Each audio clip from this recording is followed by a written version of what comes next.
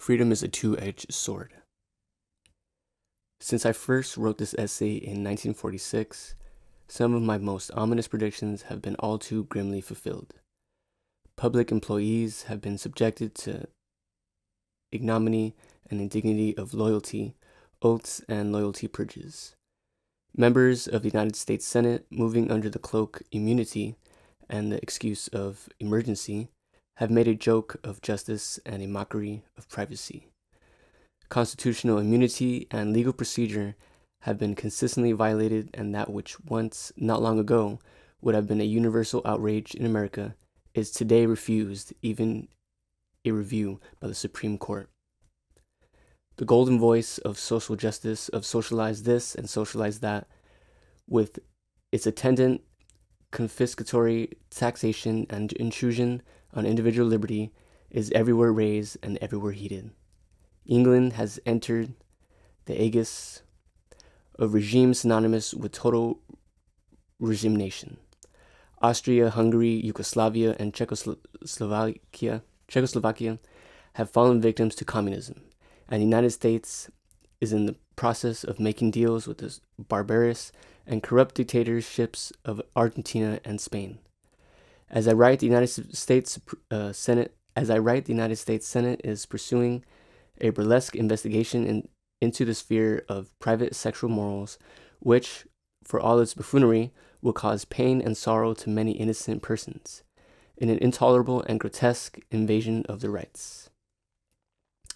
The inertia and acquiescence which allows the almost complete suspension of our liberties would have been unthinkable. The present ignorance and indifference is appalling and almost unbelievable. That which is worthwhile in civilization and culture is made possible by the few who are capable of creative thinking, and independent action, with the grudging assistance of the rest. When the minority of men surrender their freedom, barbarism is near. When the minority surrender it, we are in the dark ages. Even the word liberalism is suspect due to the unmitigated effort of fuzzy heads who believe it's synonymous with Russian bootlicking, and humanism is no more than a front for the totalism of the church.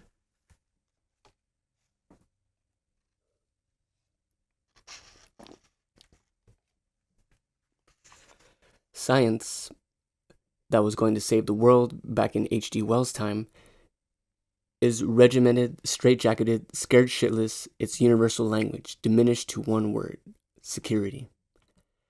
In the 1950 view, some of my more hopeful utterances may appear almost naive.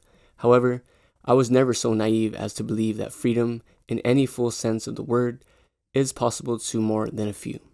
But I have believed and do believe that these few, by self-sacrifice, by wisdom, by courage, by continuous and tremendous effort, can achieve and maintain a free world. The labor is heroic, but it can be done. By example and by education, it can be achieved. This is the faith that built America. This is the faith that America has surrendered, and this is the faith that I call on America to renew or perish. We are one nation and one world.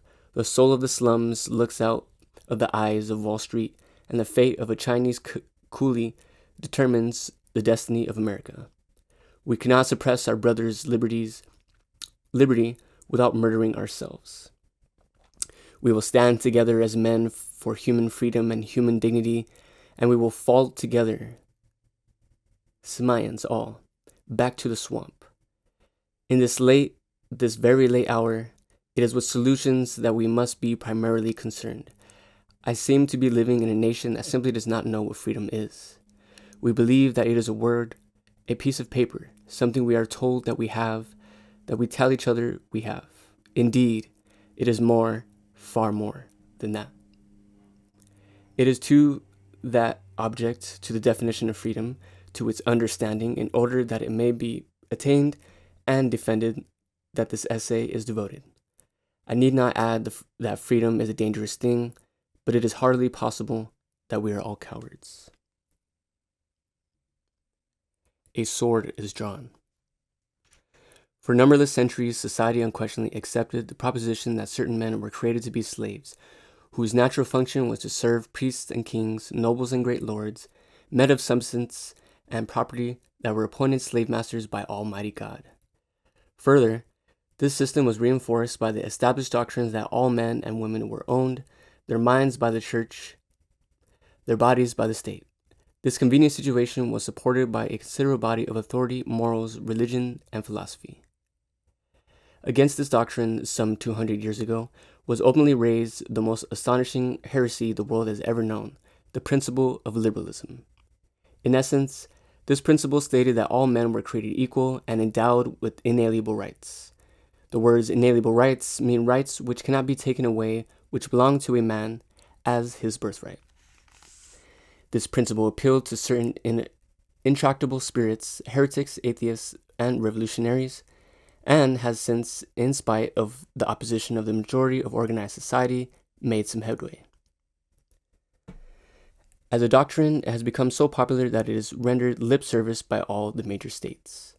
But it is still so distasteful to persons in authority and seeking authority that it is nowhere embodied as a fundamental law, and it is continuously violated in letter and in spirit by every trick and expedient of bigotry and reaction. Further, absolutist and totalitarian groups of the most vicious nature use liberalism as a cloak under which they move to re-establish tyrannies and extinguish the liberty of all opponents. Thus, religious groups seek to abrogate freedom of art, speech, and the press, reactionaries move to suppress labor, and communists to establish dictatorships, all in the name of freedom. Thus, because of the peculiar distinctions given to freedom by some of these camouflaged tyrants, it seems necessary to redefine freedom in terms in which it was understood by the depraved cynic Voltaire, the dirty atheist Paine, the traitor Washington, the radical revolutionary Jefferson, and the anarchist Emerson. Freedom is a two-edged sword of which one edge is liberty and the other responsibility, on which both edges are exceedingly sharp and which is not easily handled by casual, cowardly, or treacherous hands. For it has been sharpened by many conflicts, tempered in many fires, quenched by much blood, and although it is always ready for the use of courageous and high-hearted, it will not remain when the spirit that forged it is gone.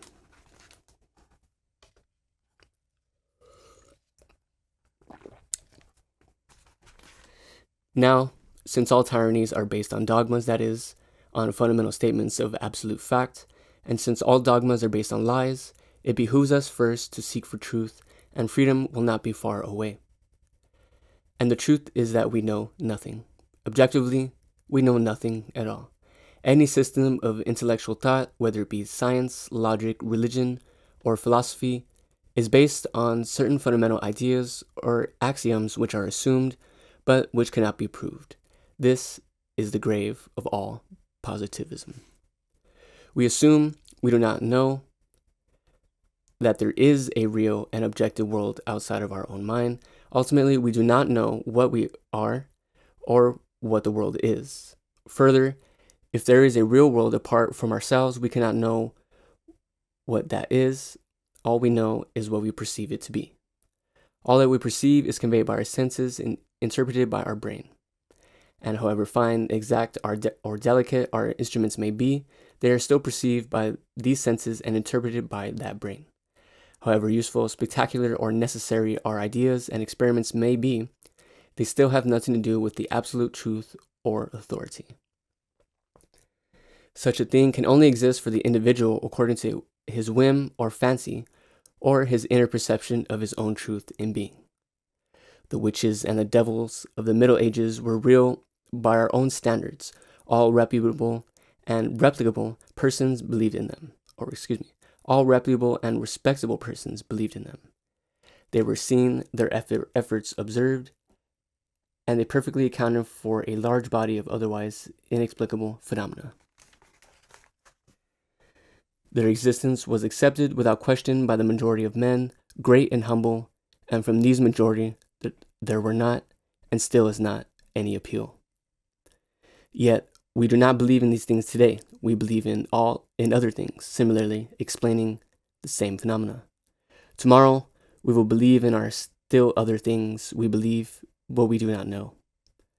All our deductions, for example, the theories of gravitation, are based on observed statistics on tendencies observed to occur in a certain way. But even if our observations are correct, we do not know why these things happen, or if they have always done so, or that they will continue to do so. All our theories are only assumptions, however reasonable they may seem. There is a sort of truth based on experience. We know that we feel hot or hungry or in love, but these feelings cannot by any means be conveyed to anyone who has not experienced them. We cannot describe them in terms of other things familiar to him. We can analyze their cause and effects according to mutually acceptable theories, but he will not have the vaguest idea of what the feeling is like. These may be very negative considerations, but within their limits, we can deduce very positive principles. 1. Whatever the universe is, we are either all part of it by virtue of our consciousness, but we do not know which. 2. No philosophy, theory, religion, or system of thought can be absolute and infallible. They are relative only. One man's opinion is just as good as another's. 3. There is no absolute justification for emphasizing one individual theory or way of life over another. And 4. Every man has the right to his own opinion and his own way of life. There is no system of human thought which can successfully refute this thesis. That much for positivism, but other things remain. There are necessity, expediency, and convenience. If these are illusions, they are still very popular illusions, and it is usual to consider them. Politics is concerned with necessity and expediency, whereas science is concerned with convenience. This is not, however, intended to discredit science and reason in their proper sphere. Reason is one of our greatest gifts, the power that differentiates us from the animals, and science is our greatest tool, and our best hope for building a genuine civilization. It is curious that this modern truism appears in the system of reasoning as a concession. But in spite of its inestimable value, science is a tool and has nothing to do with ultimate truth. Herein is the danger of science. As a tool, it is so valuable, so useful, and so irresistible that we incline to regard it as the arbiter of the absolute, giving final and irrefutable pronouncement on all things. This is exactly the position that the dogmatist and the dialectical materialist would have us take. Then, posing as a scientist or propounding scientific doctrine, he can persuade us to accept his values and obey his orders. Today, we must forever be free to overthrow its yesterdays. Otherwise, it will degenerate into ancestor worship. But it is necessary that we defend freedom unless we all wish to be slaves. It is the expedient that we achieve brotherhood unless we desire destruction.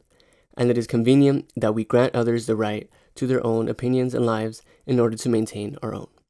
The intelligent individual will not base his conduct on an arbitrary or absolute concept of right and wrong. It may be argued that all motives and all actions are selfish, since they are intended to satisfy some requirement of the ego. Perhaps this is true of self-sacrifice, abnegation, and the highest altruism. We engage in these things in order to satisfy ourselves to obtain some object. The ego may be very broad. A man may include the whole part as a part of his ego and set out to redeem or save this world for no other reason that he gain pleasure from this idea. Such a man, far from being unselfish, is extremely egotistical. Even the artist, devoted to his production of pure beauty, it is so because of his need and his nature. At least, such egotism is not petty. The motives of family, love, and patriotism are all rooted in biology. This does not necessarily detract from such attractions and motives. Everything in nature is beautiful, and it is no less beautiful because it is understood. But the stupid man will assign arbitrary values to all things in order to protect and justify his own position. His morals are based on things which he wishes were true or which someone else wishes were true. His philosophy pays no attention to relative facts or realities. But in his life, he must deal with relative facts and realities, and consequently, he is constantly involved with pretenses and evasions. The enlightened liberal needs no such justification. He will realize and accept his inherent selfishness, and in the inherent selfishness of all men, he will understand living as technique, the technique of getting what he wants on the terms he wants. Stealing may be the most direct means of acquiring property, but unless he steals a considerable amount, a prison sentence is a possible corollary of his action. On the other hand, he may observe with dismay the subtle disintegration of character attendant upon so-called legitimate business life. His problem then is not only to acquire the things he needs, but to get them in some entertaining or at least non-devastating manner. Perhaps he would decide it is not worth the effort. But in all problems, there is no question of right involved. There is only the question of technique and of cost. Such is the case with freedom. If we abrogate another's freedom to gain our ends, our own freedom is thereby jeopardized. That is the cost. If we wish to secure our own freedom, we must assure all men's freedom. That is the technique. If a liberal were to develop two personalities, and one of those personalities established a benevolent dictatorship while the other continued his liberal activities, it would be only a matter of time until he killed himself. The restrictions of others' freedoms is self-enslavement and suicide. The dictator is the most abject of slaves. These simple considerations are the logical basis of the philosophy of liberalism. From such considerations and from many more, the fundamental principles of liberalism arise as a code of rights basic in nature and clear beyond misconception. This code must be the law, and beyond the law, an ultimate expression of the dignity and inviolability of the individual. It must be above the meddlings of courts and lawyers, and beyond the whim of the populace and the treachery of demagogues and dictators. It must be the epitome of man's aspirations towards liberty and self-determination, so sacred that its violation by a state or group individual is treason and sacrilege. The Bill of Rights in the American Constitution is a step in this direction, and its study will indicate a more final development. But in a world so threatened by positivism and paternalism, the document is limited both in scope and application. It permits such violations of liberty as the late National Prohibition Law, the Draft Law, the Closed Shop, the Mann Act, censorship laws, anti-firearm laws, and racial discrimination. It has been said with justification that the Constitution means what the Supreme Court says it means. A document so fundamental as a Bill of Rights cannot be jeopardized by arbitrary interpretations. It should need no interpretations. It must apply equally to the state and to every state, municipality,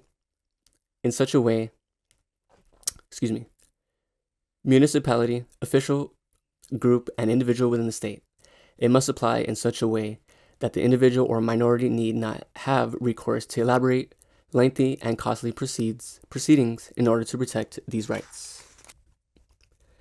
It is the duty of the state to provide this recourse to all alike, in the same manner and to better purpose than life and property are now protected from the more obvious and poorly organized forms of violence. Freedom cannot be subject to arbitrary interpretation and misinterpretation.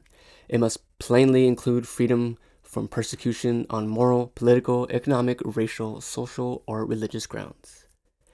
No man, no group, and no nation has the right to any man's individual freedom, no matter how pure the motive, how great the emergency, how high the principle.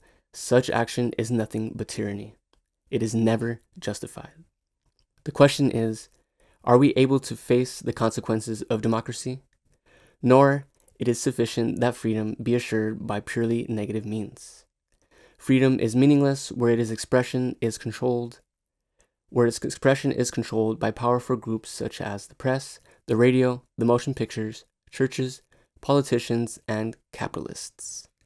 freedom must be ensured.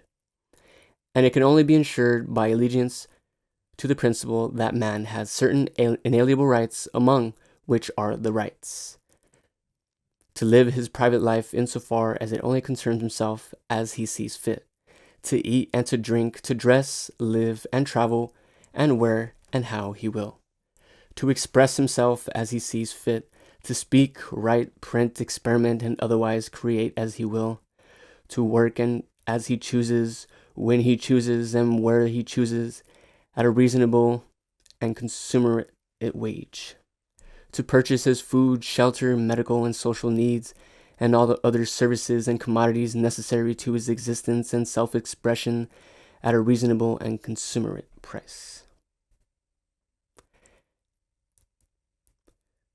To a decent environment and upbringing during his childhood until he reaches a responsible majority.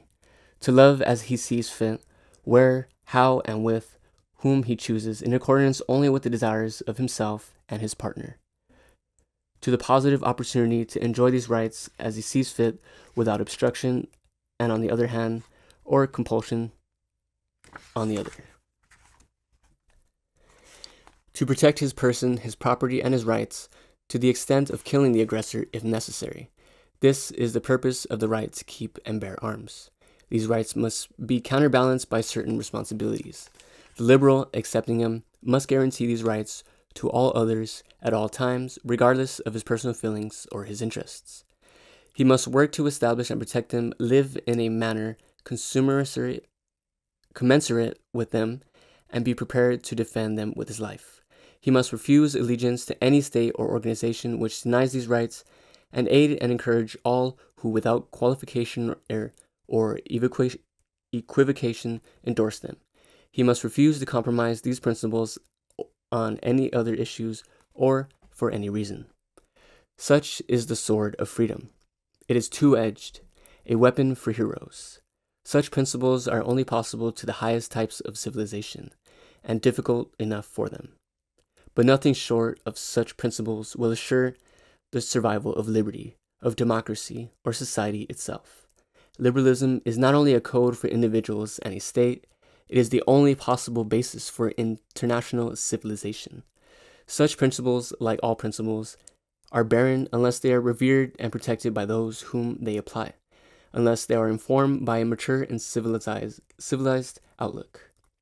They must be interpreted and applied with understanding and sympathy, with humor and tolerance. They do not need pretentiousness, sentimentality, or hysterics in their application and defense.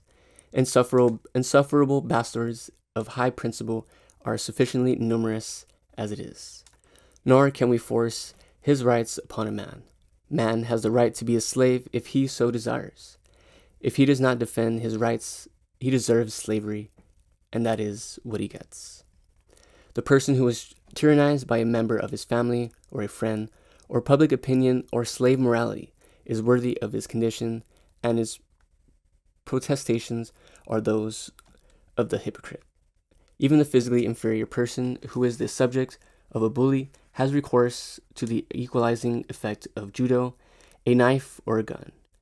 Any necessary means is justified if employed by the individual in defending his basic and inalienable rights. In this respect, the dueling code, with the qualifications of equalizing weapons and chivalrous conduct, may be the optimum solution to disputes which cannot be settled amicably. Such a system is undoubtedly less unfair and infinitely more determining than the elaborate, expensive, and ridiculous antics of contending lawyers. Furthermore, and the improvement in manners would more than compensate for the deaths of a few hot-tempered individuals who would otherwise probably perish in the traffic disputes with far more disastrous consequences to those in the immediate vicinity. This thesis is well illustrated if we consider the behavior of the cat. He will cooperate so far and no further. This is his fundamental principle. He will not be pushed around. No doubt his teeth and claws, together with his willingness to use them, contribute to the practicability of this stand. There is always one alternative to slavery. We can die fighting. No tyrant can gain more than a hollow victory against a people so committed, and even the individual can find here the ultimate rock of his inviolability. Freedom, like charity, begins at home. No man is worthy to fight in a cause of freedom unless he has conquered his internal masters. He must learn, control, and discipline over the disastrous passions that would lead him to folly and ruin. He must conquer inordinate vanity and anger, self-deception, fear, and inhibition. These are the crude ores of his being. He must smelt these ores in the fire of life, forge his own sword, temper it, and sharpen it against the hard abrasive of experience. Only then is he fit to bear arms in the larger battle. There is no substitute for courage, and the victory is to the high-hearted. He will have nothing to do with the asceticisms or the excess of weakness. Self-expression will be his watchword, a self-expression tempered, keen, and strong. First, he must know and rule himself. Only then can he cope with the economic pressures which are employed by economic grounds and capitalists, or the political pressures employed by demagogues. He may then find himself in a difficult predicament. If he calls himself a liberal, he discovers that he is supposedly committed to the foreign policy of the Russian government. If he opposes Soviet policy, he is welcome to the camp of the Catholic Church and the Manufacturers Association. If he eschews both camps, he is condemned for the lack of principle. Should he support these rights of working men, or minority and radical groups, he is a red. If at the same time he believes in a constitutional government and individual rights, he is also a fascist. Many liberals are familiar with the situation, but few seem to have deduced the conclusion.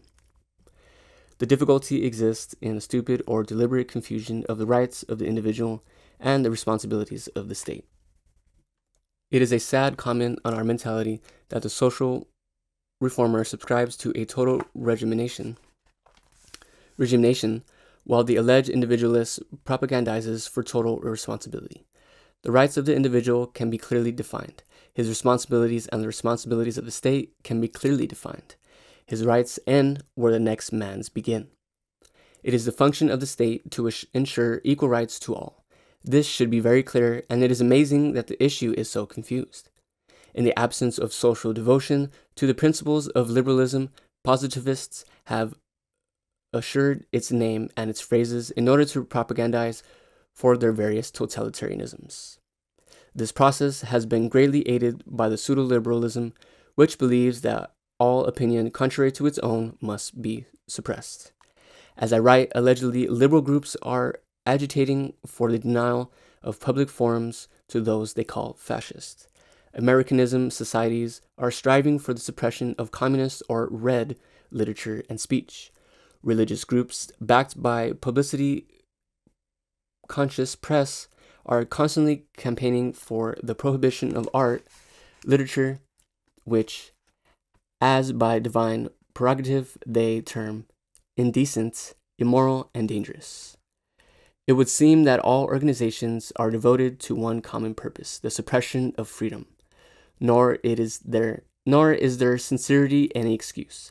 History is a bloody testament that sincerity can achieve atrocities which cynicism could never co-conceive.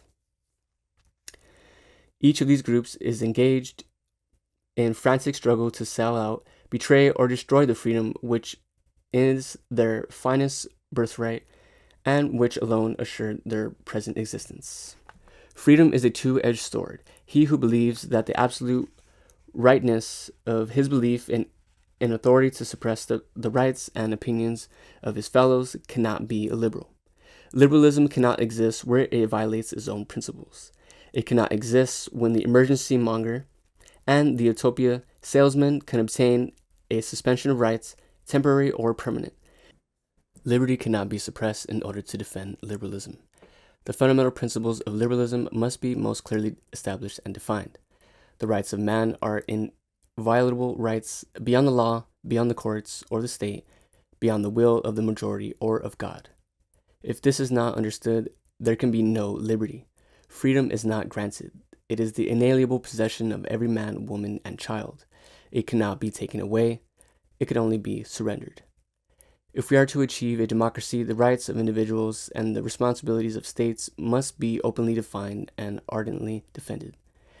It is inconceivable that men who have fought and died in a war against totalitarianism do not know what they fought for. It is a fantastic joke when the things in which they believe turn like a nightmare into the things they fought against. Another generation has gone down in blood and agony to make the world safe. But the evil things that make the world unsafe still go uncowed and undefeated, plotting new sacrifices of misery and blood. Nor is the guilt entirely with warmongers, plutocrats, and demagogues. If a people permit exploitation and regimentation in any name, they deserve their slavery. A tyrant does not make his tyranny possible. It is made possible by the people and not otherwise. This is a hard truth.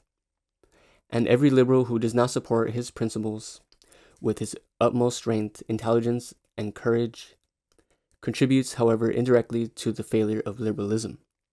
In order to give such support, he must know and understand liberalism as a creed, a principle, and a living philosophy. By its very nature, liberalism is not a cut and dried system of thought. In ways, it changes as man changes. In detail, it may vary from individual to individual, as those individuals vary from one another. But there are certain principles which are unchangeable. It is my purpose to explore the nature of these principles and describe a sword with which the liberal can adequately defend his liberalism. Much of our modern thought is characterized by pretenses and evasions, by appeals to ultimate authority, which are illiberal, superstitious, and reactionary. Often, we are not aware of these thought processes. We accept ideas, authorities, catchphrases, and conditions without troubling to think or investigate. Yet these things may conceal terrible traps. We accept them as right because they have a surface agreement with the things in which we believe. We welcome the man who is for liberalism against communism without troubling to inquire what else he is for or against. In our blindness, we leave ourselves open to exploitation, regimentation, and war. Tumultuous developments in science and society demand a new clarity of thought, a re-examination and reenactment of principles. It is not sufficient that a principle is sacred because it is time-worn. It must be examined, tried, and tested in the fires of our new needs. In our law, in our social and international relations, we are guilty of a myriad of barbarianisms and superstitions. These things are tolerated simply because they exist, because we have become used to them, and because it is often unpleasant to face facts. The principle developed herein is very simple. The liberty of the individual is the foundation of civilization. No true civilization is possible without this liberty, and no state, national or international, is stable in its absence. The proper relation between this liberty on one hand and social responsibility on the other is the balance which will assure a stable society, and by no other means short of the total annihilation of the individuality can this be attained. There is no further possible evasion of nature's ultimatum: change or perish. Out of Versailles, a faint voice crying, "Time will be." Out of Paris today, the voice of trumpets and proclaiming, "Time is." But tomorrow, the voice of the whirlwind shouting, "Time has been." Against that time, a sword. The sword and the state. The state exists for the primary purpose of protecting the rights of the individual. Where it fails to fulfill this purpose, it is no more than anarchy or tyranny. All other functions of the state are subordinate to this fundamental purpose. In the machinery provided for the function of the state, basic frameworks must be provided to safeguard the rights. 1. Of weaker men against stronger men. 2. Of individuals against groups. 3. Of smaller groups against larger groups. And 4. Of individuals and groups against the state. The foundation of the state must be a code of rights similar to those indicated in the last chapter. The argument of anarchy that the abolition of the state will immediately precipitate utopia is ridiculous. In this case, the individual has no recourse against powerful groups who would assume and exceed the prerogatives of the state. It is a dubious freedom that allows a baby to toddle among wolves. On the other hand, positivists argue that man achieves freedom by submitting to authority. Through blind obedience to the dictatorship of the proletariat,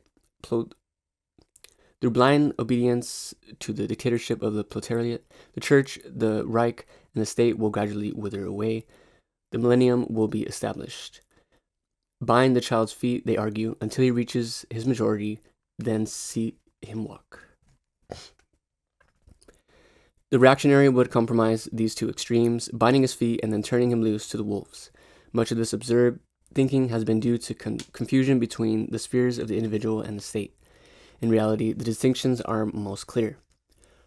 Within the sphere of his private rights are already defined, the individual is inviolate, and the state has no authority and no interest other than that assuring him the opportunity to enjoy these rights.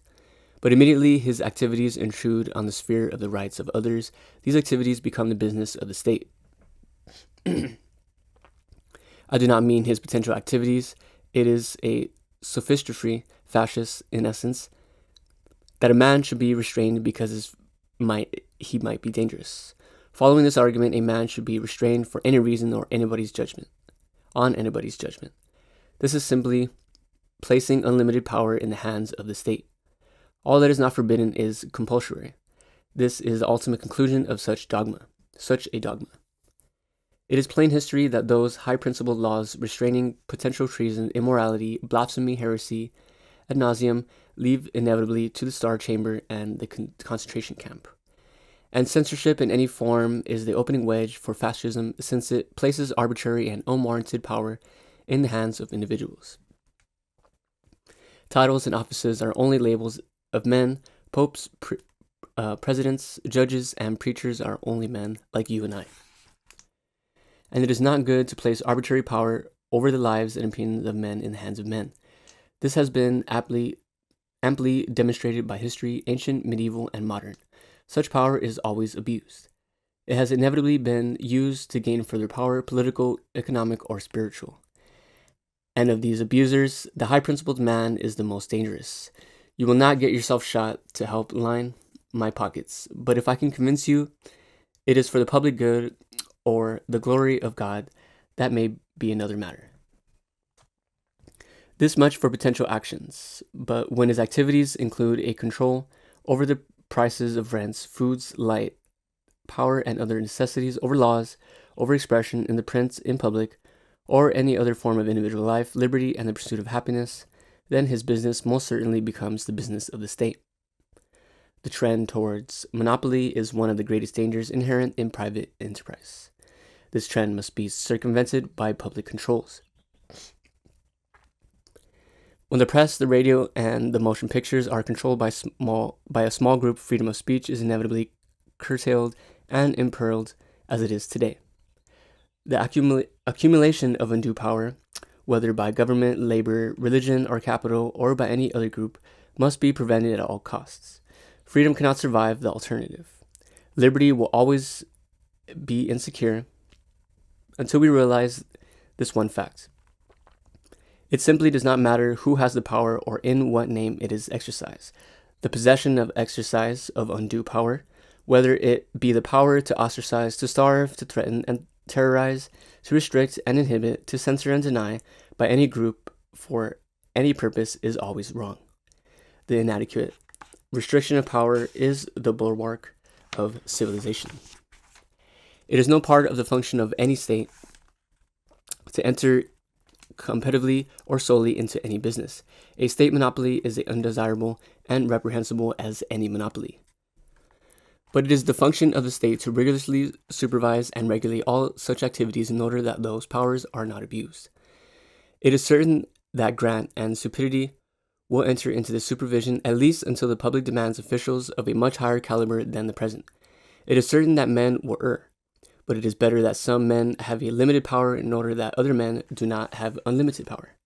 The rights and responsibilities of labor and capital are no more or less than those of any other individual or group. Neither of these groups, or any other group, has any right whatever to use economic, political, or social pressure or violence or intimidation against any other group or individual. Those who do so must be held strictly accountable by law and the rights of man. This, and not counter-violence and intimidation, is the proper recourse of opposing groups. When this law breaks down, the Citizens Committee is still bound by it as a temporary state. If they are not, they are no more than a criminal mob. This by no means denies the validity or necessity of revolution in extreme cases. When the state decays or collapses, or when the state or groups within the state arbitrarily violate the rights of individuals or other groups, and when all other recourse fails, then revolution becomes a necessity and a duty. By revolution, I mean an armed uprising designed to end tyranny, oppression, and exploitation. But this revolution, to be significant, must be inspired and guided by the principles of liberalism. Such was the American Revolution, but the terror in France was a criminal mob, and the terror in Germany was an organized criminal mob. There are vast differences. The persecuted, the Negro, the Jew, the underprivileged are fair game for tyrants who would woo them to their cause by sentimental exploitation of their ignominy. And such persons, understandably driven to fury or despair by the intolerable treatment, never stop to think that these tyrants itch to impose the same persecutions on other groups in other names. To avail, a revolution must be something more than an inversion. Such persons, beyond all others, should understand liberalism and tolerance. Persecutors and exploiters lurk behind names, institutions, and traditions, often ridiculous and outworn, that receive the lip service of the unthinking. The greatest of the race are betrayed. The finest principles are smeared, perverted into wretched booby traps. Liberalism cannot substitute for liberals, and unless its code is informed by their blood, it will decay as it has and become infested as it is. The plutocrat, the demagogue, and the shyster thrive in the carcass of a system splendidly designed to make men free. And the positivist haunts the aromatic vicinity like a jackal, seeking the moment when he may take advantage of the decay of the corpse. Liberalism must be inspired with a new life with each generation. It must be reconstituted, restored, and reaffirmed, lest, in a moment of quiescence, the carrion eaters close in. But while man is a private individual, no group and no state have any right to the smallest moment of his time or the least fraction of his life. All service must be voluntary. All involuntary service is slavery, whitewash as you will. Both the closed shop and the compulsory military conscription are clear violations of this precept. Certainly man has the right to join labor unions to strive individually or in mass in order to obtain his objectives, but he must not be compelled to do so. No issue of sufficient importance to warrant such a violation of individual liberty. The case is similar with military conscription. This is a most flagrant violation of freedom. Certainly, the individual may enlist in military service. Under certain conditions, it may be his duty. But he must not be compelled to do so. No state and no government has the right to force an individual to fight or die for its survival. No state and no issue is that important. I cannot force my neighbor to fight my battles. Why should a coalition of my neighbors compel me to fight theirs?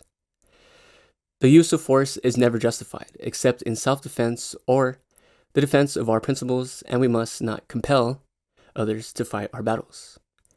The maintenance of world order is the proper function of a world state, which should maintain a properly armed police force for this purpose. Nations are as responsible as individuals and, in fact, much more responsible. It is a minimum requirement of civilization that they be held strictly accountable for their acts.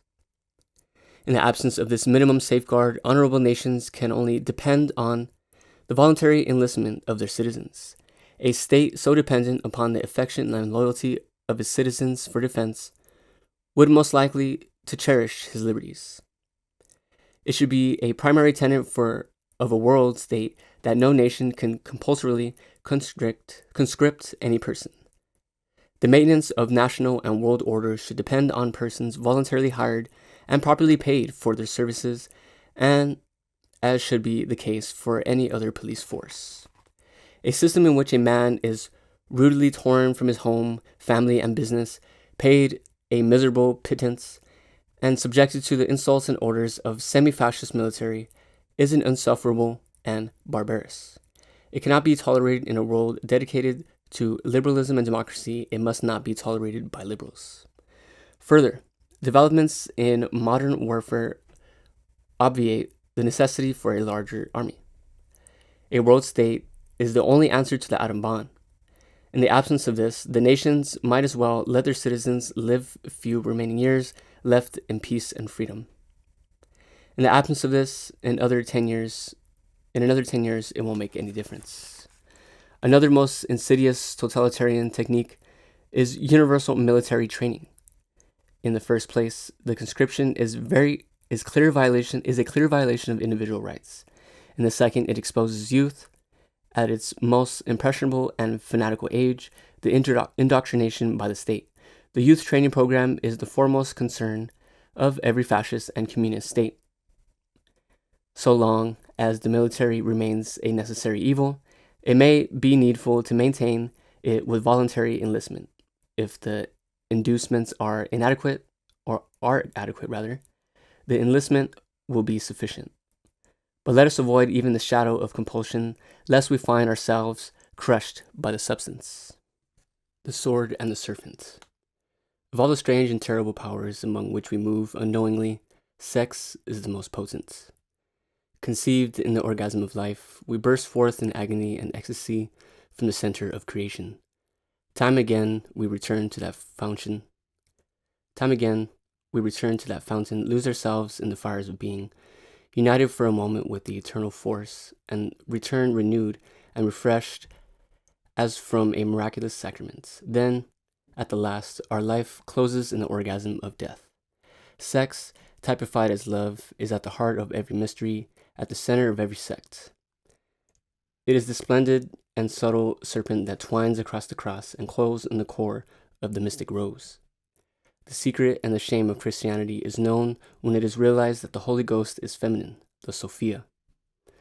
That is the true and natural order, Father, Mother, Son. The very name of God, Yod He Vav He, Father, Mother, Son, Daughter, when properly pronounced, asserts the splendor of the biological order. How could life proceed from a strictly masculine creation? What miracle could possibly be superior to the miracle of copulation, conception, and gestation? In the corrupt and demonic Jehovah, the priesthood blasphemed nature in order to perpetuate a tyrannical and superstitious patriarchy. Women was insulted and affronted with the calamity of immaculate conception. Then, by this mystery mongering, a premium hypnosis has been the basis of power of the church, and this is the source of so much of the psychosis rampant in the modern world. It has been asserted that the church has been a champion of progress and freedom. Nothing could be more fallacious. Organized Christianity has been inevitably allied with tyranny, reaction, and persecution. No organized dogma can contribute to progress except accidentally. The church's one contribution has been to unintentionally foment revolt against its bigotry. It could hardly be otherwise with an organization founded on a doable fallacy, the sin of sex and the infallibility of a man. Nor can any other religion hope to benefit humanity while it preaches love and revels the roots of love. Anyone hoping to understand and cope with human relations must understand both the importance and the overemphasis of sex in the human role. Sex worship and sex symbolism are the basis of all the world's religions. Sex has been the source of the power of the organized Christian church. Sex and sex neurosis are fundamental in the attitude of modern men. These three facts give sex a place of prime importance in the liberal examination of society. Our sex attitudes are largely characterized by pretense. The majority of people under 50 today have engaged at one time or another in what is termed illicit intercourse, an unflattering label for a pleasant pastime. Yet, we pretend that we have not done so, we don't believe in it, neither will try it, and disapprove very highly of the criminal types who do. Policemen arrest and judges convict persons discovered in a pursuit which they themselves indulge at every opportunity. Society, in the interims between its so-called adulteries and fornications, applauds the convictions. The joyous, I hope, indulgence of a natural urge is defined as a crime. Young persons enjoying themselves or trying to do so are burdened with a sense of guilt and shame. They are classed with common criminals, with robbers and murderers. Why? The answer is shameful. Because at one time in the Dark Ages, in conditions of squalor and misery, of filth, ignorance, superstition, and oppression, the sex taboo was a prime instrument of power. It was the instrument of power of the fascistic, murderous, sadistic groups of brigands known as the Christian Church. This is the reason that young persons in love are classified as criminals, venereal disease thrives, and abortionists prosper. The superstition which fostered this shameful thing is no longer absolutely dominant, but the vile instrument of its power, that horror that turned the human body indecent, love obscene, that fouled woman with the infamy of original sin, and insulted her with the implied calamity of immaculate conception, that filthy things remain to mold our thoughts and shape our laws. It is most significant that the spiritual and physical inheritors of the Church, that both Catholic and Protestant vigorously and effectively oppose birth control, venereal disease, information, divorce laws, and in short, anything which would impose any limitation on the ignorance and savagery which is their chief power. Nor it is the obscenity palliated by the fact that the dupes are sincere. To deny the dissemination of contraceptive techniques and information to persons who do not desire or cannot afford a family, to prevent public instruction on sex and sex hygiene, and to therefore foment and abet abortions, syphilis, and untold misery, all in the name of an indemonstrable superstition, a supernatural taboo. This is the charity of the Church.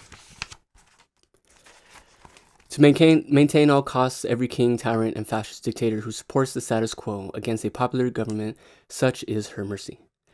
To prevent by every possible trick the free discussion or exposition of sex and religion, art, literature, and education, that is her justice. If such groups limited this folly to their own believers, they would be within their rights.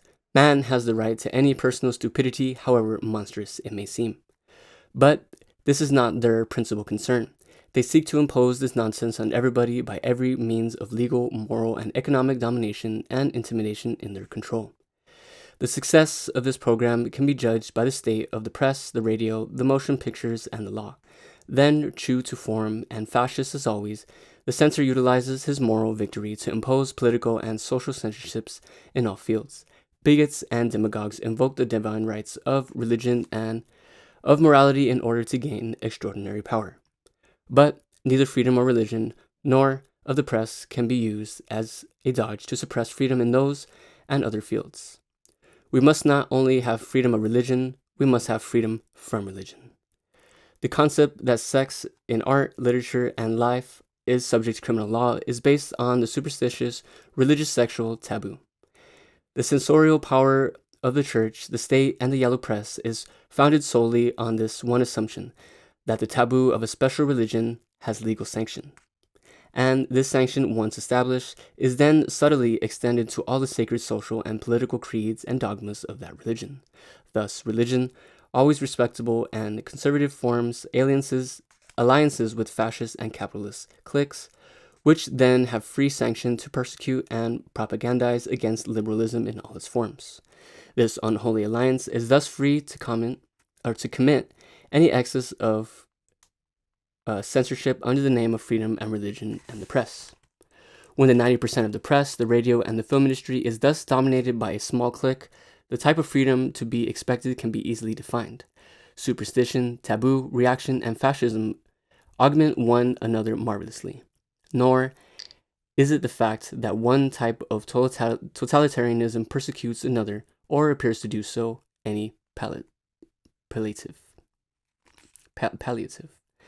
Modern man must recognize the source and nature of his sexual taboos and destroy them from their source.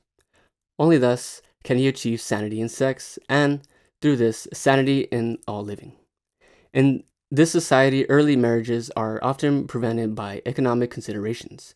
Beyond all this, premarital sexual relations are natural and very desirable. Contraceptive techniques available to any intelligent young person, from druggist or doctor, can minimize the problem of venereal disease and premature offspring. The development of sex technique, the determination of the qualifications of a partner, the gratification of the youthful urge to experimentation, all assure a far more lasting and stable marriage than one begun in ignorance and perjury. In marriage itself, the social contract is binding, and prosperity by the joint efforts of husband and wife belongs to both jointly. Where any two persons have pledged their love together, no outsider has the right to interfere, and either party is justified in resisting such interference by force if necessary. But neither party, whether the relationship be in out of wedlock, has any right or jurisdiction over the love or affection, the body or sex life of another for longer than other desires. Where children are conceived and a separation is desired, a serious problem is always encountered. A broken home is hard on a child. A loveless and bitter home is worse. No state can assure a child the affection of his parents, but a state can guarantee his physical welfare and security, and thus ensure him against many of the frustrations of childhood and adolescence which develop unstable and maladjusted adults.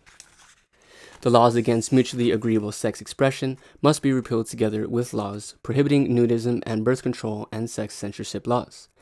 We must emphatically and positively deny that love is criminal and that the body is indecent. We must affirm the beauty, the dignity, the humor of the joyousness of sex. Indeed, there are obscene things in the light and in the darkness, things that deserve destruction. And among these things are the exploitation of women for a miserable wage, the shameful degradation of minorities by the foul little lice that call themselves members of superior race, and the deliberate and malicious machinations towards war. But nowhere among those things is the love that is between a man, a woman, or between a boy and a girl. There are sins, but love is not one of them. But of all the things that have been called sins, love has been the most punished and the most persecuted. Of all the things we know, the springtime of love is closest to paradise. And as all things pass, love passes too soon. This most exquisite and tender of human emotions, why should it not be free for its little moment of eternity? Why should it be bought and sold, chained and restricted until lovers, caught in the maelstrom of economics and law, are hounded like criminals? What end is served, and who profits by such cruelty? Only priests and lawyers. Let us adhere to a strict morality where the rights and happiness of our fellow man is concerned. Let us call our true sins by their right names and expiate them accordingly. But let our lovers go free. If we are to achieve civilization and sanity, we must institute an educational program in lovemaking, birth control, and disease prevention in order to circumvent frustration, abortion, and syphilis. Above all, we must root out the barbaric and vicious concepts of shamefulness and indecency in sex and expose the techniques and motives of their proponents. Happy are the parents who, as a result of sexual experience, are well mated, who take joy in each other's passion, in their bodies, in each other's nakedness, who do not fear to expose their bodies or the bodies of their children, who do not shame or inhibit their children's joy in sex play, and happy are the children of such parents. And one word for the fallen woman, Jesus, who was a God and said, "Go and sin no more.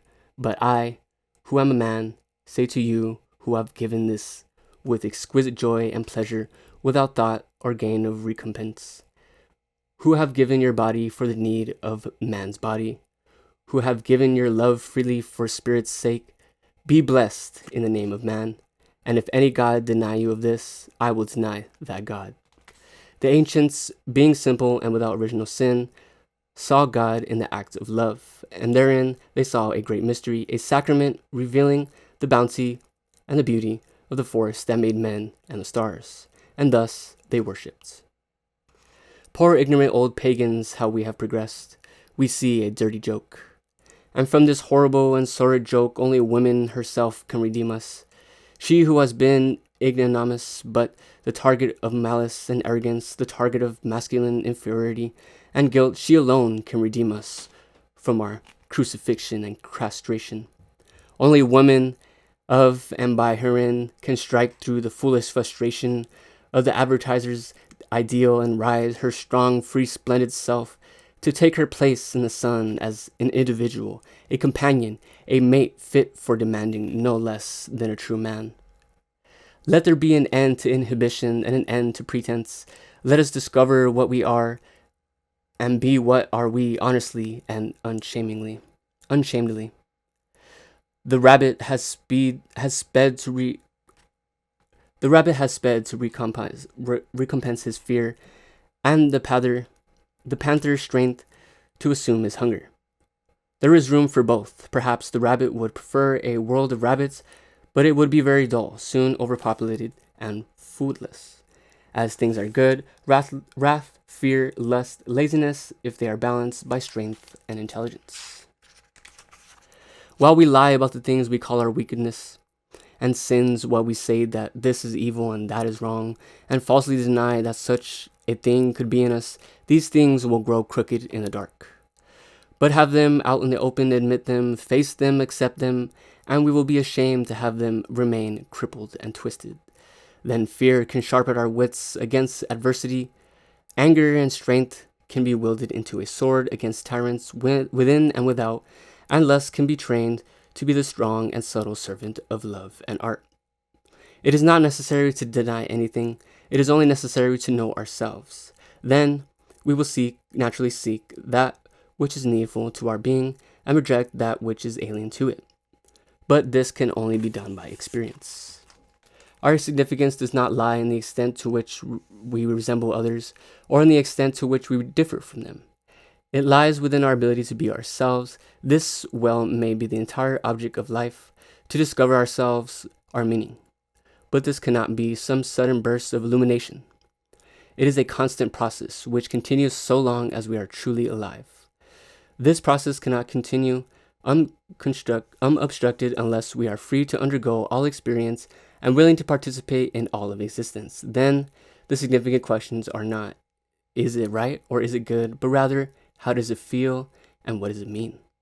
Ultimately, there are the only sort of questions that can approach any sort of truth. But they cannot be asked in the absence of freedom. There was a time when these questions were whispered in the shadow of the stake. That Christian instrument of conversion is not sanctioned at present, but the will and the malice remain and will remain until the power of superstitious taboo is finally broken. Meanwhile, the religious dogma continues to enforce the sexual jealousies of psychotic parents for their children and psychotic marriage partners for their mates. It is not alone because of economic desperation and greed that crime and war wash over the world in ever-mounting waves. It is only necessary to look at the Middle Ages when, in 3 successive generations, St. Vitus's dance, epilepsy and syphilis, benighted horrors of Christian guilt and shame, swept the Western world. It was the frightfulness as well as the corrupt and stupid policies of the Western empires that produced the liberal revolutions of the 18th century. But the root, the sexual taboo, was unfortunately not destroyed and remained to revitalize the power of religion over the new bourgeoisie. The frenetic hatred of Jews and Negroes, symbols of illicit sexual freedom, and the lust towards the blood and fire baths of war, are the very aberrators of sexual frustration, the nightmares of souls in a hell of guilty desire. They labor like madden over their instruments of destruction in order to kill the world and die in the Holocaust. It is only in the obstructed exercise of sexual function, by a generation trained from youth in contraception and the technique of love, that it will be possible to come to a mature social relation. In this childish folly of sexual possession, each man and each woman hates and fears every other man and woman as the potential despoiler of inhibitor of his sex life. The marriage relation is turned into a gruesome joke by the ever-present specters of jealousy and suspicion. It is curious to note that the entire problem is resolved by the application of 2 old axioms: that you love one another and that you do unto others as you would have others do unto you. The application of these maxims is the sexual sphere is easy and pleasant. The application of these maxims in the sexual sphere is easy and pleasant and firmly established, thus it may spread to other spheres. The sexual revolution will not produce any instantaneous paradise, nor will it be accomplished without tears. The way to racial maturity is long and painful, and we, children and savages all, cannot imagine its end. It may be hastened by the individual effort, but such effort is in the man thankless. The rewards, if any, are the interior sort. It is possible to attain in private life the maturity and richness that comes with full and satisfactory sexual expression that is sufficient. It may be that other considerations are of more importance in extreme age, but I would hesitate to say that what age would that be extreme. Certainly, it does not seem possible to grow old gracefully unless one has known something of a graceful youth. The sword and the serpent. There is no evidence to show that man is created and encountered to serve as God's vicegerent upon the earth. There is no reason to believe that he is naturally good and kind and brave and wise or ever was. On the contrary, there is much to show that he is a beast that has taken a strange turning in the jungle and blundered rather aimlessly into a mental world in which he is certainly not at home. There is much evidence that he is by nature cruel, cowardly, lustful, and treacherous, and he holds dominion against these terrible internal enemies and against the other predators by virtue of his ferocity, his cunning, and his indomitable will. This is the beauty and significance that out of the blind primordial forces of sex and survival, he has forged reason and science and spun the gossamer splendors of art and love. If there is no other reason and no other significance, man himself has on occasion created reason and significance and stood, maker of gods, in a garden made fruitful by his own creative power. We think in terms of ourselves relative to the external universe. It cannot be shown, however, that this external universe is other than an extension of our perception. But even if we differ, the internal from the external, we are part of and not separate from the entire process of nature. We are made from the nova by way of the sun and built from the air and the rock and the sea, the primordial fire of life. There are filaments in our consciousness that reach back to the first ancestor and extend all other men and to all other life, which we share a common creation and a common destiny. Here is the totality that the Greeks called Pan, all devourer, all begetter, life and death, good and evil, pain and pleasure, unity, duality, multiplicity, all things beyond all things, the soul of night and the stars. In our folly and fear, we will ascribe moral qualities to the lightning that strikes, to the star that shines, to the tiger that kills. Then we will not hesitate to assign them also to the woman that gives and the man that takes, to find God and found a religion. Thus, we degrade the living universe into a bewhiskered and irascible character endowed with immortality and a hatred for our enemies, or with those nature lovers who catch cold, or babies communing with all in the park night. We fearfully retire into the platitudinish, sense of baths of Christian science or unity, or frenziedly embrace a cause, all on the way of the fear-frozen catalepsy of middle age. All nature partakes of the eternal sacraments of life and death, of ebb and flow, of creation and destruction and regeneration. These are the harmonies of eternity that change forever and never change. The cry of a baby is echoed in the tumult of the Mojave. Men's suns and seasons pass and return again. The spate of seamen is one with the jet of stars men call the Milky Way. The mind that comprehends these immortal processes in love and in worship, and an immortal mind that soars beyond time and death. We are of one age with Achilles and Sophocles and Shakespeare, of one blood with Moses and Lao Tzu and Newton. The body changes and decays, time cuckolds all shapes and desires and transient things. But the shapes of desire, although transient, are the very vehicles of man's adventure. He cannot attain by denying these steeds, but by strengthening them, by training and bundling with love and creative will until the wings are revealed. Sex and hunger are the raw stuff of art, and out of his passion and fury and despair, the artist transmutes the shapes of terror and wonder into an eternal beauty. So can each desire and each requirement be transmuted by love and devotion into an availing aspiration. All ways are the right way, when will and love are the guides, and the grace of bounty of life are free to all, saint and sinner alike, who desire it. The voice of the wind, the poignancy of music, the shout of thunder call man to dare to know himself. Sunlight and sea and stars, and the splendor of a naked woman are the signs and the witness of a covenant that is forever. And we know these things, know them with the only certainty that is ever given us. This is the beautiful, pitiable knowledge of childhood and first youth that the world denies and necessity circumvents. This is knowledge of the poets and the artists and singers that are beloved and outcast by men, and of the mystics that the world call mad. And man, self-castrated and self-frustrated, flees down the corridors of nightmares, pursued by monstrous machines, overwhelmed by satanic powers, haunted by vague guilts and terrors, all created of his own imagination. He escapes into absurdity, drowns his spirits in pretense, worship brass gods of power and in tin gods of success. Then, shamed by his pretenses and frustrated by his self-denial, he frenziedly projects his horror on imagined enemies, seeks release in scapegoats and false issues, and propagates these anthropoid gods, the blackened and shattered eidolons of his spirit, with sacrifices of blood. Nothing is of its nature evil, and nothing of its nature good. Evil is only excess. Good is simply balance.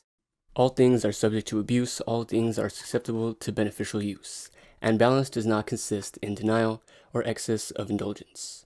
Balance can only be obtained by exceeding. There are the powers in man's nature so tremendous that can only be balanced by an ultimate self-expression. To place limitations and restrictions on this nature is to build a wall of plaster around a sun. It is to clip the eagle's wings to feed carrots to a lion. He will die or turn monstrous. He will not be uplifted or improved. The fundamental purpose of religion is to attain an identity with a power which we believe to be greater than ourselves, whose omnipotence and immortality we can share. Then, having achieved some sense of this identity, we feel that we can cope with problems and attain ends which would otherwise defeat us. The reliance on religion, as well as the reliance on property, is a lack of self-reliance. It is ourself that creates this God of power. It is ourself from which his power is drawn, and this self is greater than any God which it creates. Therefore, to know ourselves is the highest form of wisdom, and to believe in ourselves is the highest form of faith.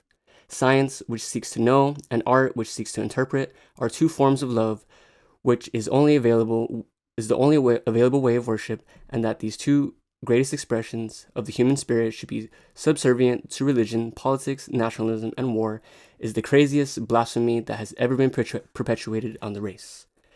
We are now in the midst of tremendous battle of forces contending for domination over the mind and spirit of man, and it is not, unfortunately, a battle between good and evil, between freedom and tyranny, but a struggle of dogma with dogma and authority with authority. The major contenders are fascism and communism. Each is a doctrine alien and hostile to the ideal of freedom. Each says that we must choose between one and the other, and each is, in reality, identical to one with the other. Each demands the absolute enslavement of the individual, the abnegation of the intellect, and the subjugation of the will.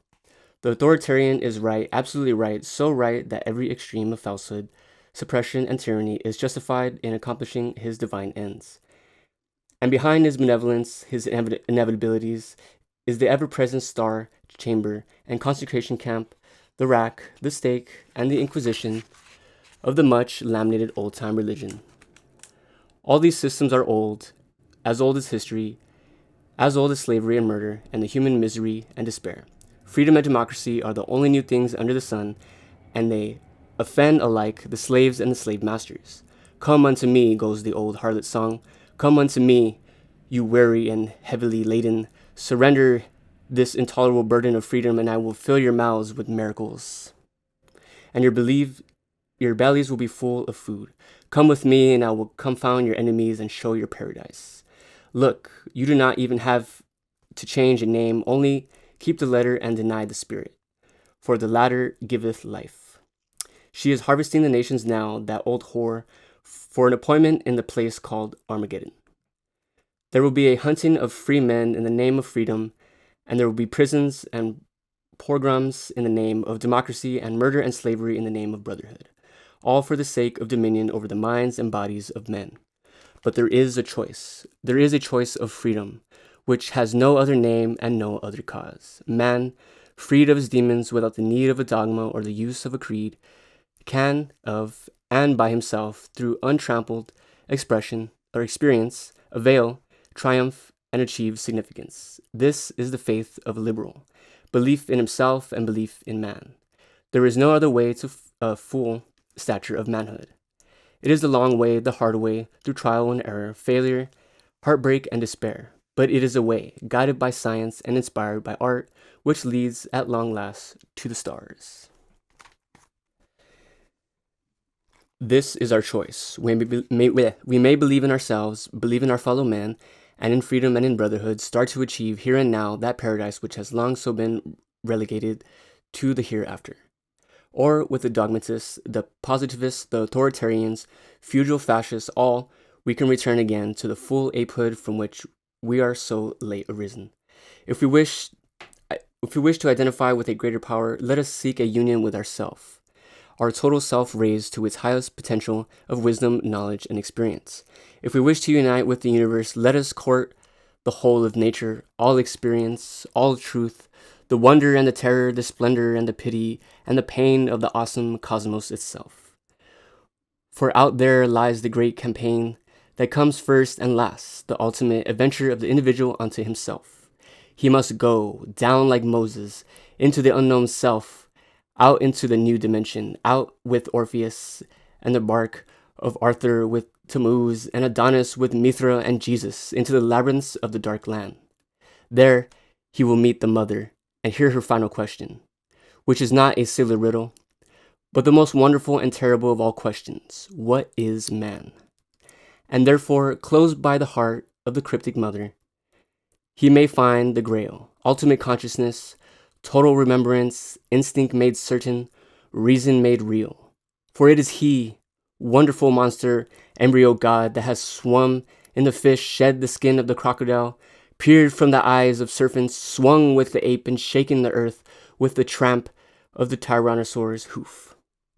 It is he who has cried out on all crosses, ruled on all thrones, grubbed in all gutters.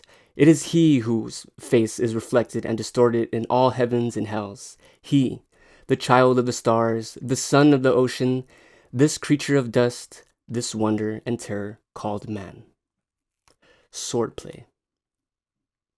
In the preceding chapters, I have examined liberalism and liberal principles and drawn certain conclusions.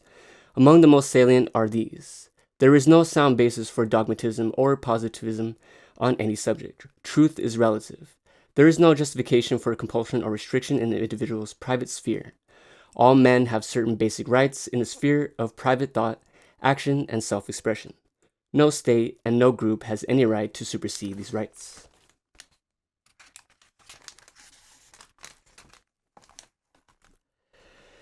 When men's actions intrude on the rights of other men, these actions are subject to regulation by the state. The state exists for the primary purpose of protecting the rights of the individual.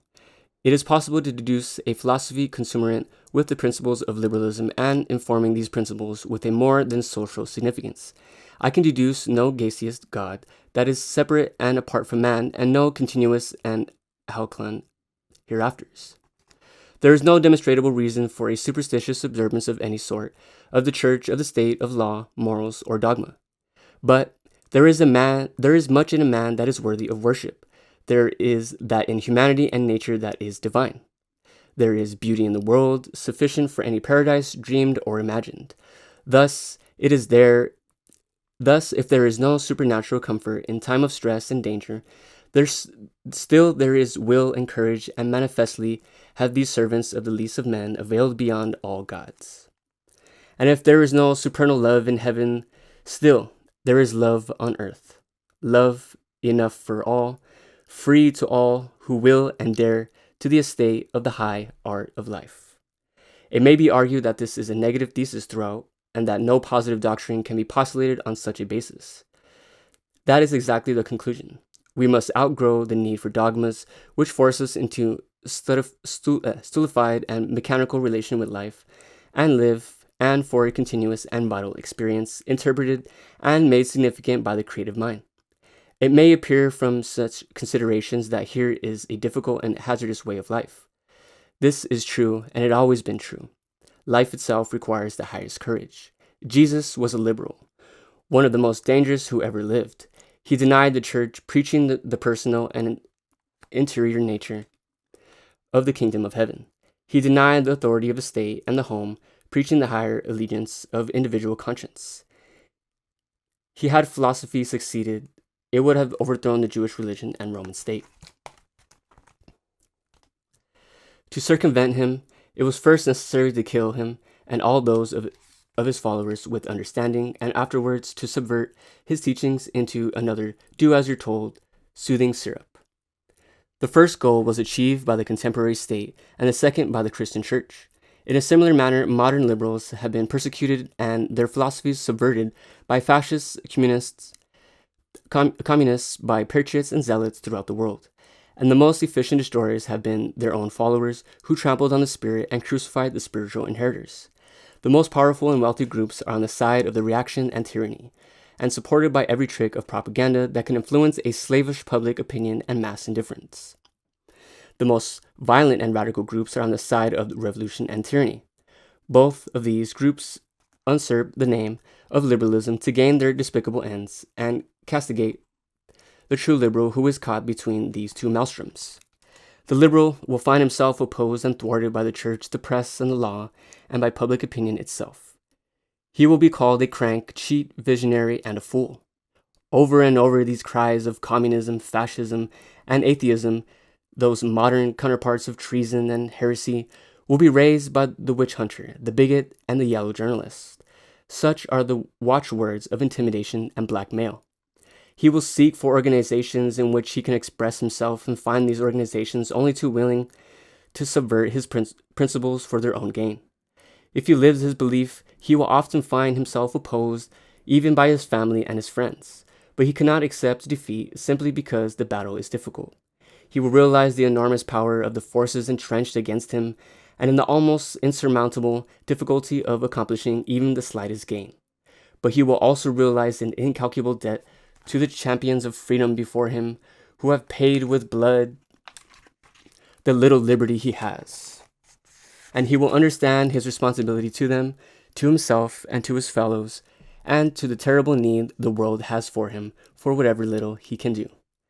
The battle for freedom is not fought alone on the great fronts. It is fought in every home, in every community, in every state in the world. It is fought in the mind and heart of every man. Where there is an artist or scientist struggling to express his dream, to be true to himself, where there is an underprivileged man, an exploited worker, a bond slave of the military, a man bullied by unions or harried by dictators, there is a battle for freedom.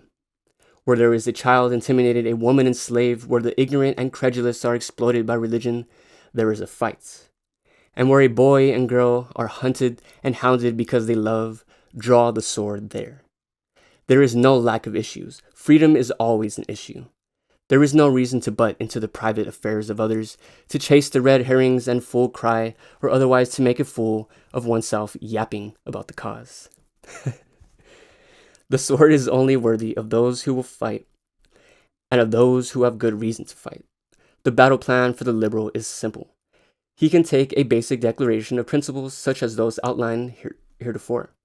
He can regulate his own life by those principles and infuse them into his own work. He can examine laws, groups, and activities in the community his state and his nation in the light of these principles. Where he finds them violated, there is a fight.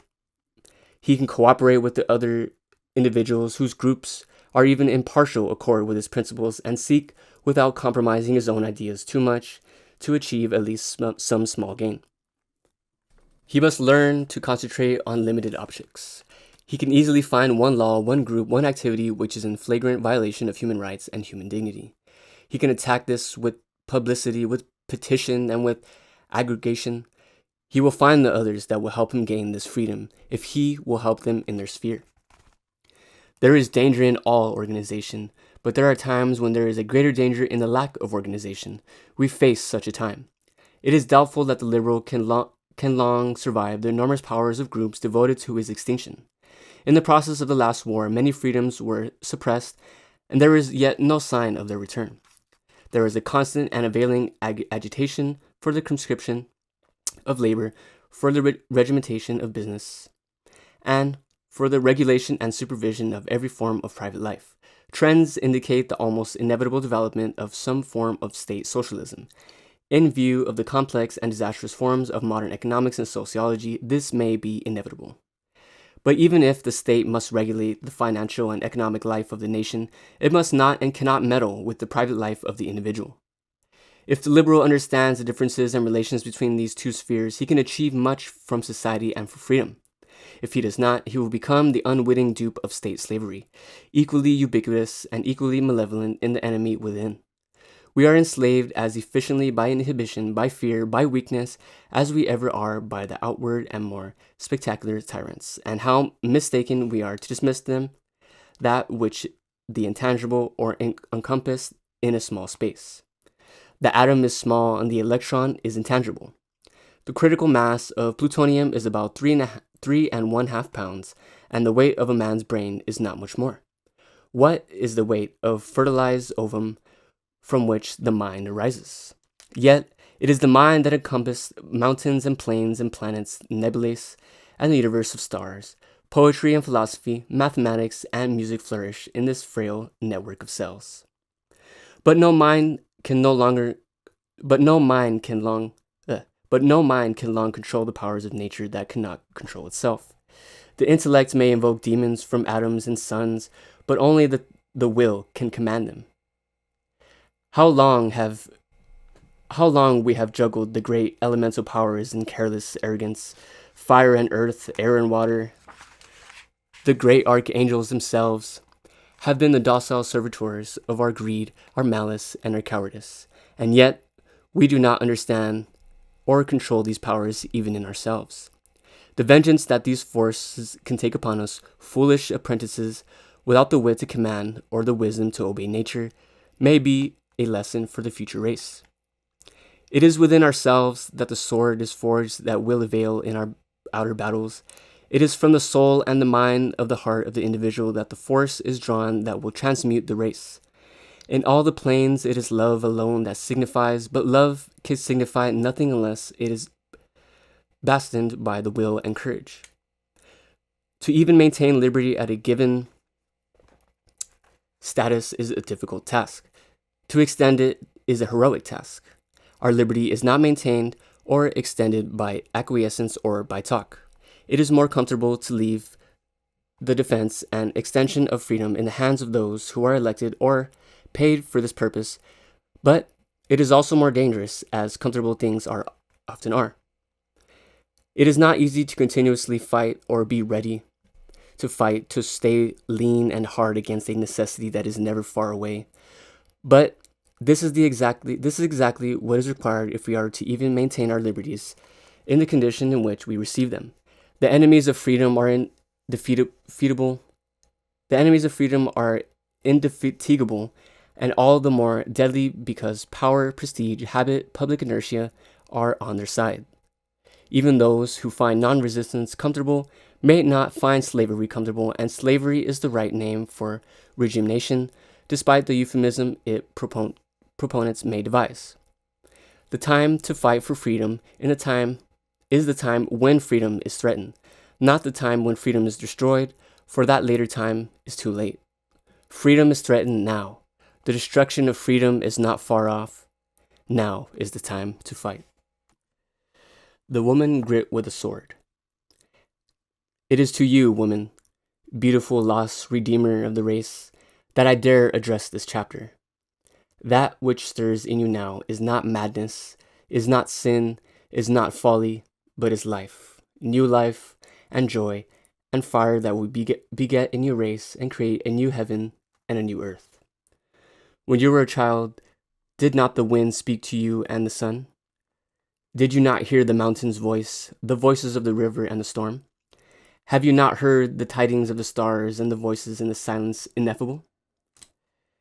Have you not gone naked in the forest with the wind over your body and felt the caress of Pan?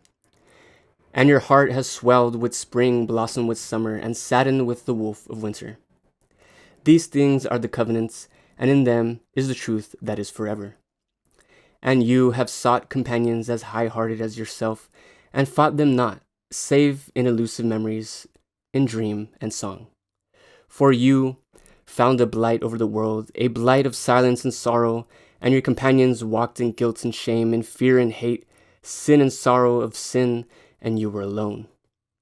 Ah, there was laughter, but a heretic laughter, pleasure, but furtive pleasure, unsatisfied and unashamed. And now your heart is saddened. But be not sad, my beloved. Be joyous and unafraid. For within you is the song that shall shatter the silence, the flame that will burn away the dross. It is you that are the redeemer of sin and sorrow, of guilt and shame. You, woman, O splendor incarnate. How long have you served in chains, a slave to lust, the lust of pigs and the guilt of pigs? How long have you withered under the foul degradation of your holy name, whore, or suffered silently under the infamous degradation called virtue? How well have you known the stake, the rack, the whip, bar, chains, imprisonment, entombment in the service of your master?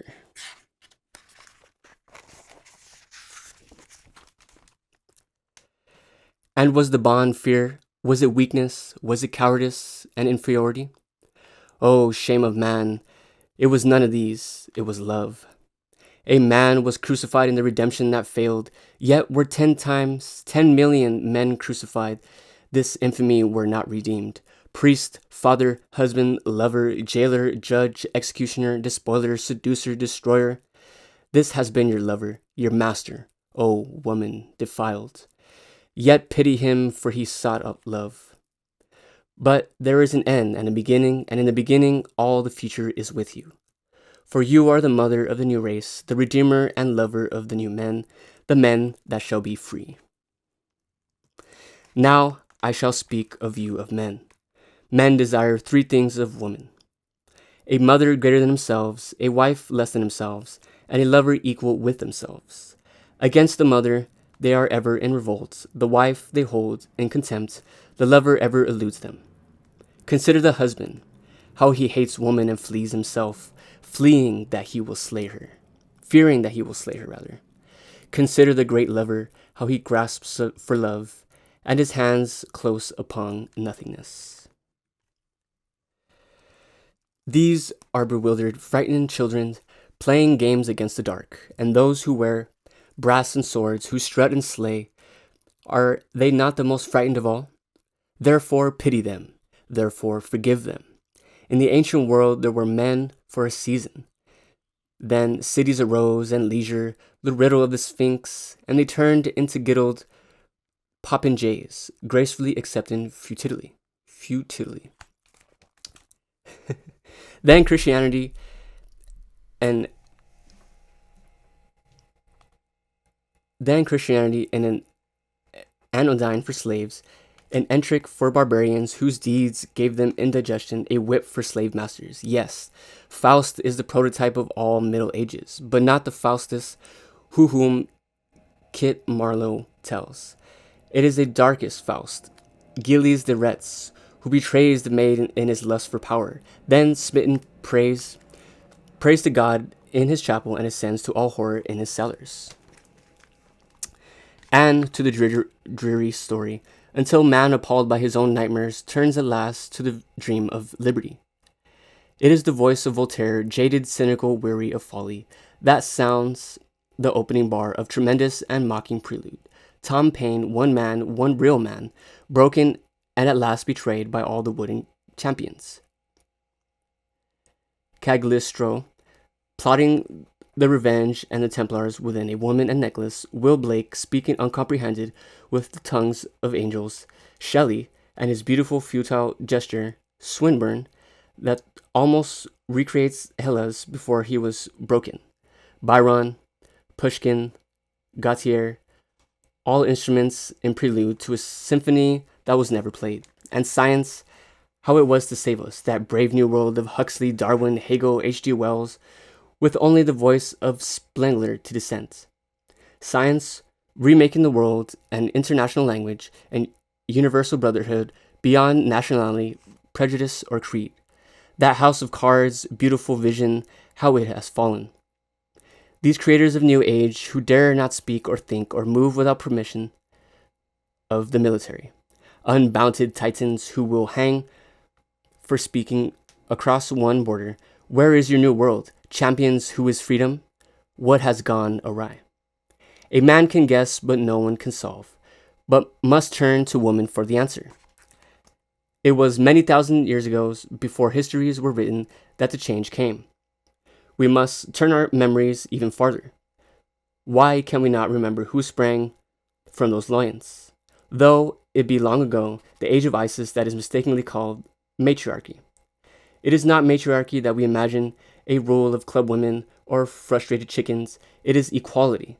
The woman is the priestess, and in her repossess the mystery. She is the mother, brooding yet tender, the lover yet once passionate and aloof, the wire, reverend and cherished. She is the witch woman.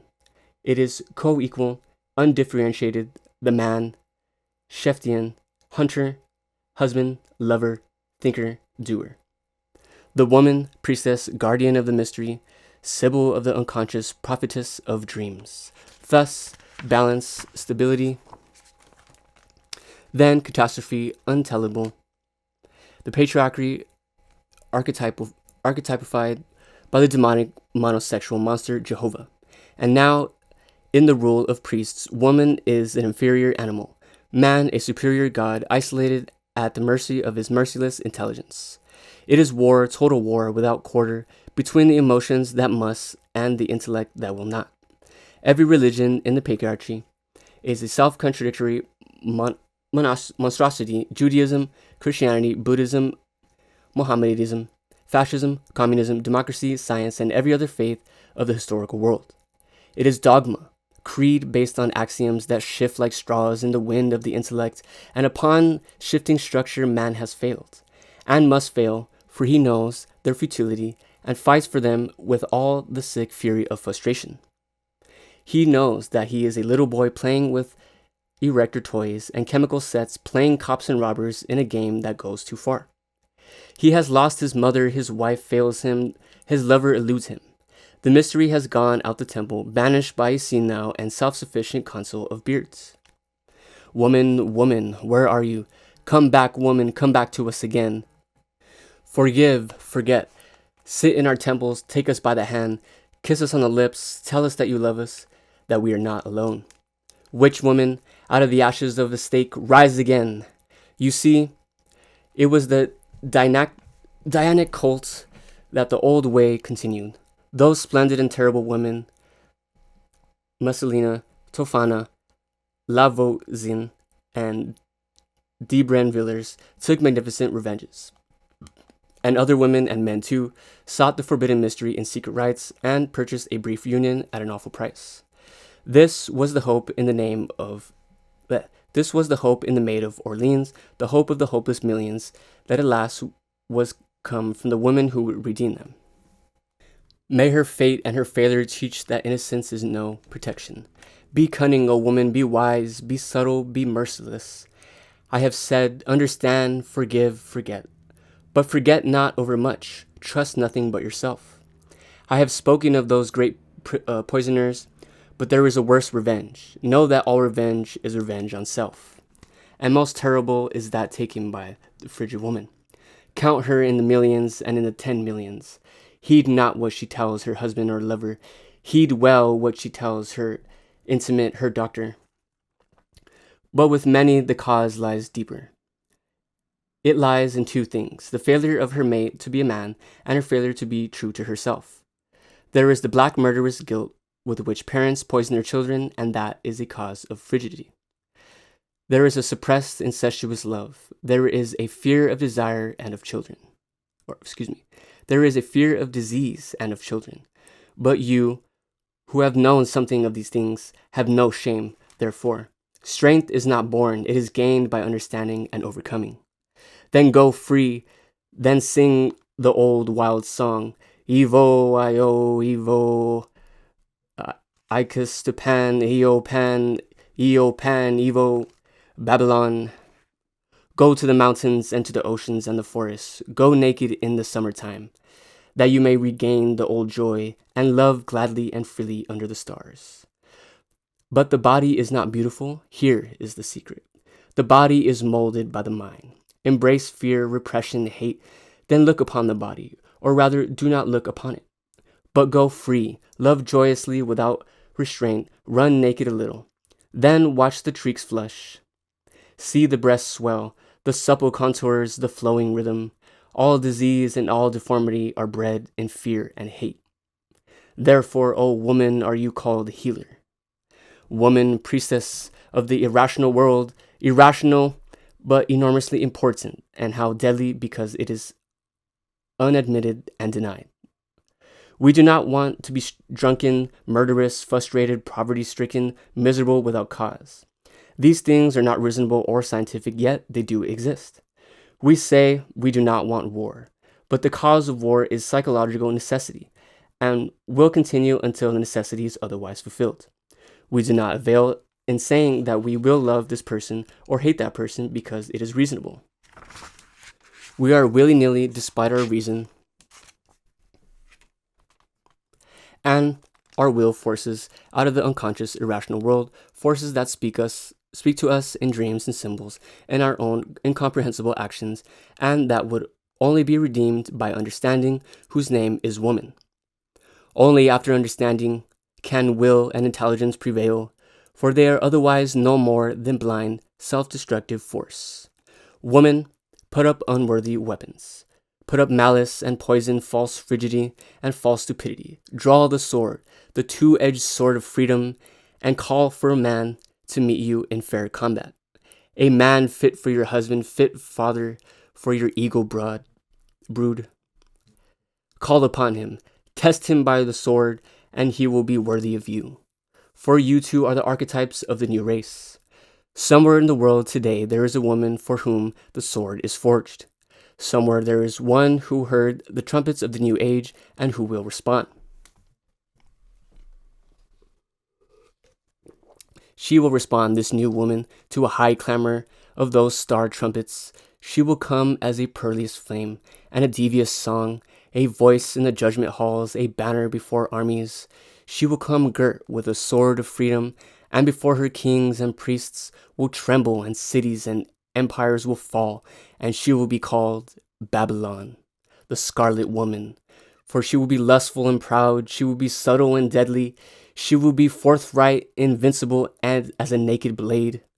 And woman will respond to her war cry, and throw off her shackles and chains, and men will respond to her challenge, forsaking the foolish ways and the little ways, and she who will shine as the ruddy evening star in the bloody sunset of Gotterdamrung will shine again as a morning star with the night, when the night has passed, and a new dawn breaks over the garden of Pan. To you, O unknown woman, is the sword pledged. Keep the faith.